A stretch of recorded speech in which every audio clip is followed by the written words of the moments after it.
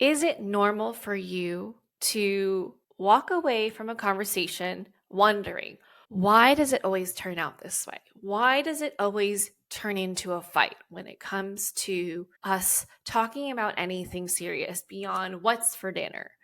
If you can relate to that, and that is a common occurrence in your marriage, the most common reasons why this is happening is because you two have not figured out how to talk to each other. Communication feels like it's always coming to an impasse where you don't agree. But more than that is that you guys are doing more reacting rather than responding. Welcome to the Marriage and Motherhood Podcast. I'm your host, Michelle Perda. As a marriage coach who's married with 3 kids, I know how much parenthood could change a marriage. If flirting, laughing, and having fun together feels like a thing of the past, then I'm here to teach you that marriage doesn't have to feel so hard with your parents, and your marriage can thrive even when you're in the season of raising kids. Whether you're in a good place in your marriage and you just want to continue growing together, or you're wondering if you even like your spouse anymore, this podcast has something for you. Join me here each week as we dive into what it takes to help your marriage grow and maybe even do a 180. You'll learn ways to handle conflict better, bring that spark back into your relationship, as well as learn how to improve other areas of your life from my lovely guest experts. Are you ready for the next stage of your life in marriage? Let's dive in. Hello. Welcome back to another episode of the Marriage and Motherhood Podcast. So, I have been experiencing a theme with my client calls lately, and the theme is couples who are struggling with communication. There is a whole lot more fighting than there is talking going on in their marriage. And so I wanted to dedicate an episode in sharing how you can start to fight less and start talking more. Okay. The goal of your marriage is not to fight all the time. No one enjoys doing it. And I'm sure you have better things to do than waste time in the drama, fighting back and forth, not actually making progress with your spouse, having a hard time making decisions, and just having way too much tension in your marriage. And so, if you and your spouse find yourselves having the same argument over and over and over again, or even experiencing conversations escalating into fights consistently, this episode is going to help you shift from fighting to actually talking, where you guys are being productive and getting to make decisions together and operate as partners. Okay. So, my first question to you is it normal for you to walk away from a conversation wondering, why does it always turn out this way? Why does it always turn into a fight when it comes to us talking about anything serious beyond what's for dinner? If you can relate to that, and that is a common occurrence in your marriage, I'm going to share with you why this is happening.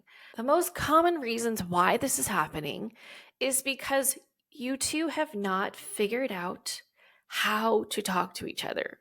Communication feels like it's always coming to an impasse where you don't agree. But more than that is that you guys are doing more reacting rather than responding. Now, what's the difference? So reacting is more of that immediate, instinctive, emotional response. Meanwhile, a response is more thoughtful, intentional, and it is very deliberate.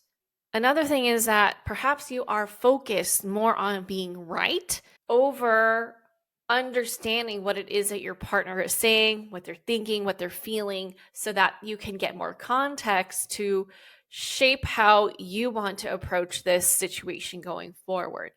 And lastly, it may be because you guys are letting your emotions take over, which leads to more reacting, which leads to a lack of clarity.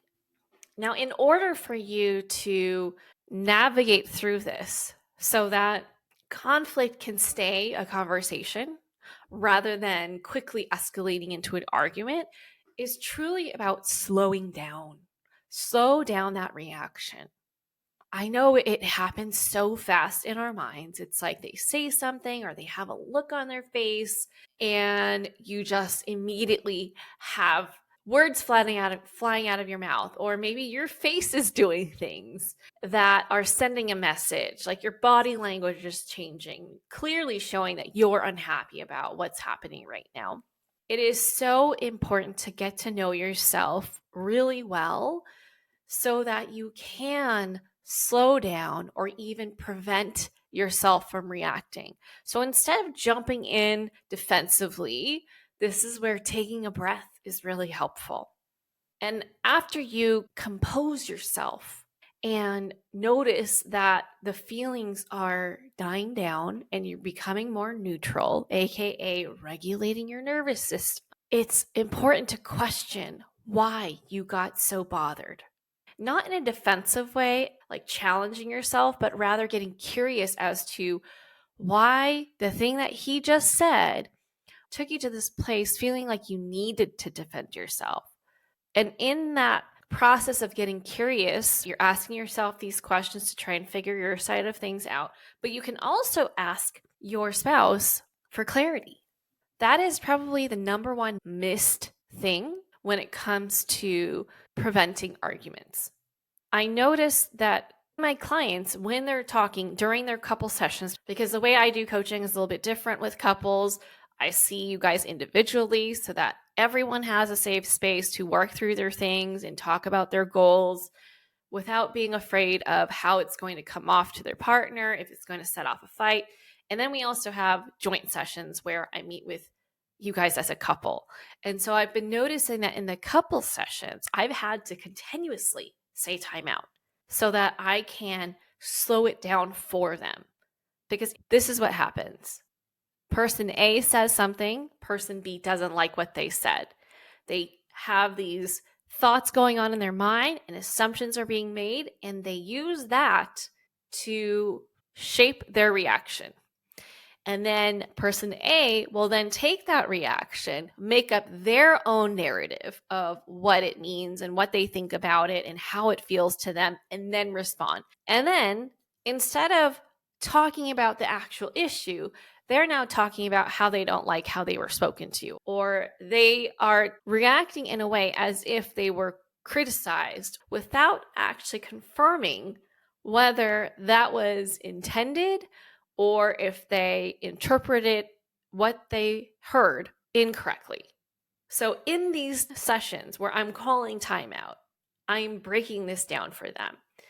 And in that time, they're realizing what they heard wasn't actually what the other person meant, or what they heard is actually stemming from their past experiences, whether their parents used to talk to them like that and they're a bit more sensitive to things like that, or maybe it's an ex, or maybe they're replaying a previous event with their spouse, but they're no longer like that.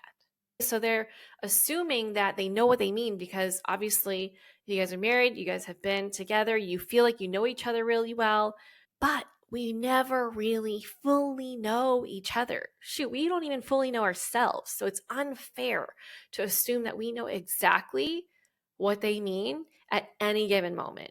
And the best way to slow down our reaction is to actually hit pause on the conversation and clarify that you guys are on the same page the entire way through. So anytime you feel yourself getting combative, getting defensive, and you feel triggered and you're starting to behave in a way that you don't want to behave, that isn't productive for the conversation, that's where you need to get curious. Get curious with, I wonder if I'm misinterpreting what's happening. I wonder if I'm reading more into this than I need to. And you can do this for yourself. Like when you notice yourself getting triggered, you could say, oh, time out. I'm starting to get triggered. I heard you say this, or I noticed this about your facial expression, your body language, and I'm making all these assumptions. What did you mean by that? Okay. That creates an opportunity for you to get confirmation from the source, not from your head. Okay.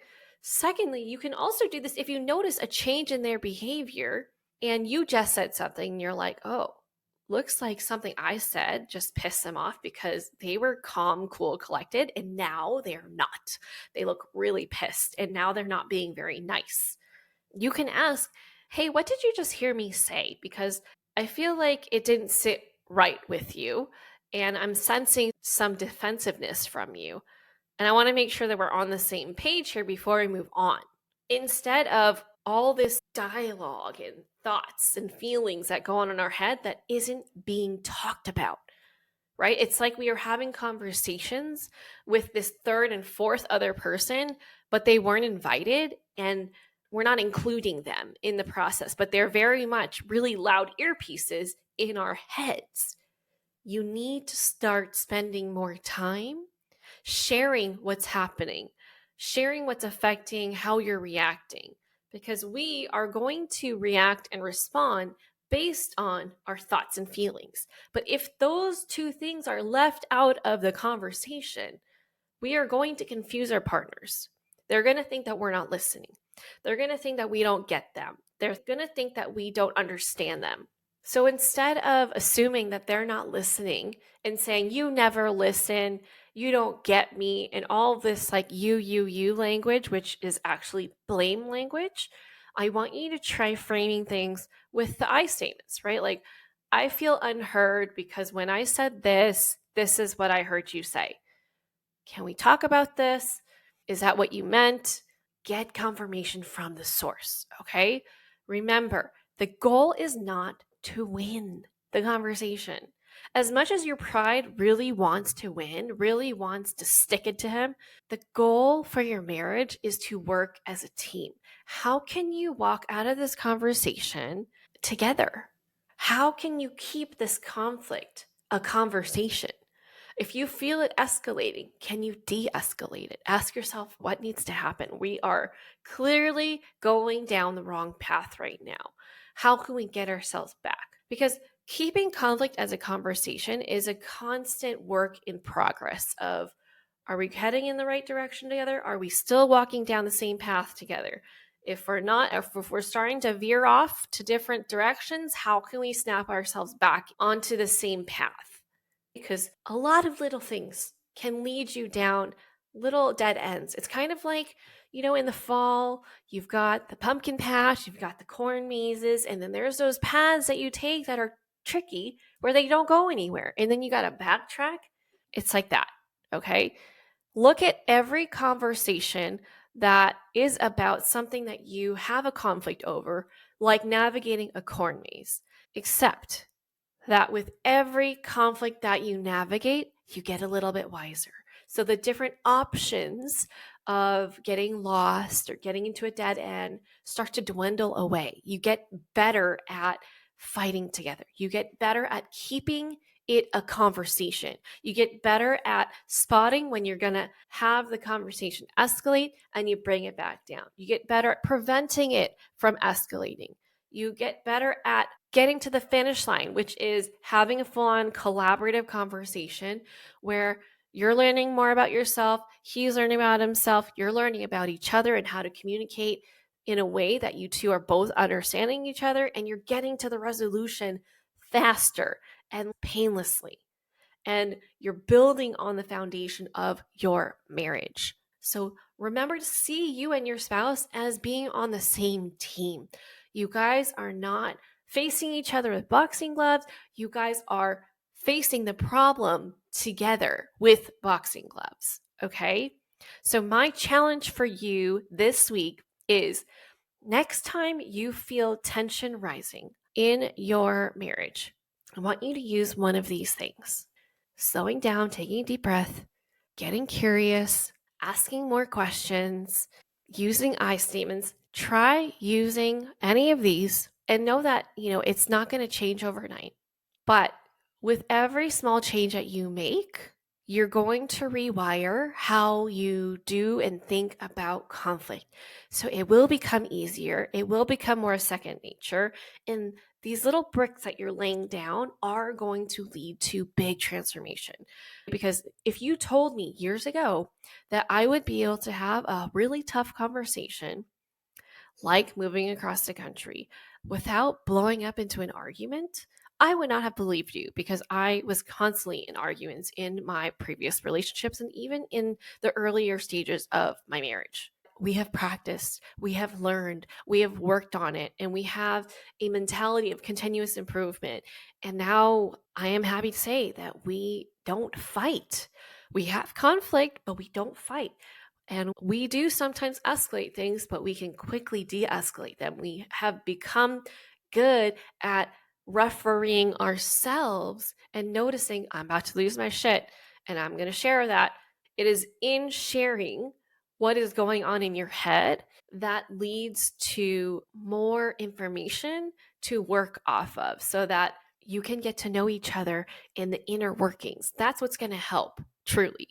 So let my experiences be an example, my clients' experiences be an example, because this is all possible for you. Even if you guys are fighting all the time, there is a way for you to experience less arguing and more talking.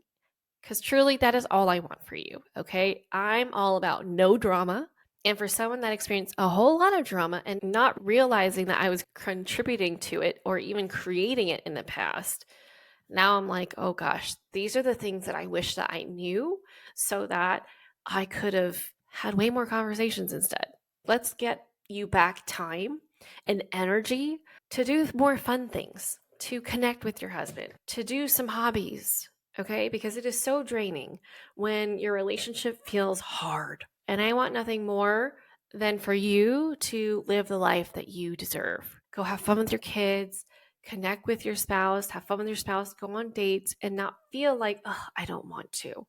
We don't know how to talk, and I don't even feel like we like each other anymore, okay? That could easily be because you guys are having trouble communicating. So if this is resonating with you and you're like, I'm ready to take the next step and get help with how we communicate so that we can finally work through all that resentment, work through all that stuff that's unsaid so that you guys can build a new future together where you two are happier, you two are flirting, you guys are having fun, and really setting that example that you want to set for your kids on how relationships should be like, with respect, with joy, with partnership, friendship, romance, all of the things, then reach out. You can book a free call with me where we can chat about the things that you want to work on and how I can support you. And of course, if you know someone that could benefit from listening to this episode, please share this with them. And if you are a fan of the show, I would love it if you would leave a review on Apple Podcasts, or if you're a Spotify listener, leave a rating. I would be so grateful. And that's all I got for you. I'll see you back here on the next episode. Bye. That's it for this episode. I hope you enjoyed it as much as I enjoyed making it. If you did, please send me a message over on Instagram at Michelle Perta Coaching to let me know what you loved most about it. Hearing from my listeners is my absolute favorite. And if you've been loving this podcast, please leave a rating and review. This will help people like you find the show and get the help they need. Catch you here on the next episode. Bye.